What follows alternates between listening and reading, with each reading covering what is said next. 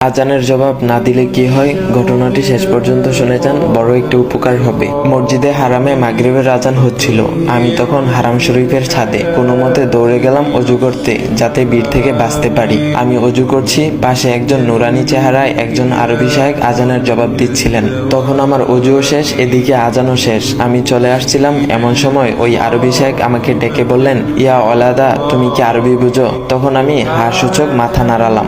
এরপর আরবি সাহেব বললেন, তোমাকে দেখে তো মনে হচ্ছে তুমি এলেমওয়ালা, তা তুমি কি করে পারলে আজানের জবাব না দিয়ে অজু করতে? তুমি কি জানো নবী করিম সাল্লাল্লাহু আলাইহি ওয়াসাল্লাম বলেছেন, তোমরা আজান শুনতে পেলে আজানের জবাব দিবে, অর্থাৎ মুয়াজ্জিন যেরূপ বলবে তোমরাও তদ্রূপ বলবে, তারপর আমার উপর দুরূদ পাঠ করবে, কেননা কেউ আমার উপর একবার দুরূদ পাঠ করলে আল্লাহ তার প্রতি 10 বার রহমত বর্ষণ করেন, সুবহানাল্লাহ, এবং ওই ব্যক্তির উপর নবী করিম সাল্লাল্লাহু আলাইহি ওয়াসাল্লামের শাফায়াত অবধারিত হয়। সহিহ মুসলিম 384।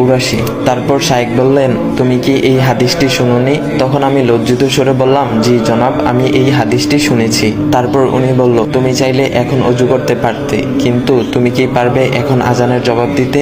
বলো তো, এখন কি পারবে তুমি আজানের জবাব দিতে? তার মানে তুমি নবী করিম সাল্লাল্লাহু আলাইহি ইসলামের শাফায়াত পাওয়ার একটা সম্ভাবনা হারিয়ে ফেলেছো। এই কথাটা শোনার পর কলিজাটা মোচড় দিয়ে উঠেছিল। আমাদের সব আমল রবের কাছে কবুল হয় না, কিছু কিছু হয়, আবার কিছু কিছু হয় না। হয়তো আজকের আজানের জবাবটা আল্লাহ কবুল করে নিত। তখন আমার কিছু বলার ভাষা ছিল না, শুধু বললাম, শায়েখ, আমি আর কখনো এই আমলটা ছাড়বো না, ইনশাআল্লাহ। আমার জন্য দোয়া করবেন। আসুন ভাই ও বোনেরা, আজ থেকে আমরা আজানের জবাব দেব ইনশাআল্লাহ। আল্লাহ তাআলা আমাদের সবাইকে বোঝার তৌফিক দান করুক, আমাদের 5 ওয়াক্ত নামাজ পড়ার তৌফিক দান করুক, সবাই বলে আমিন।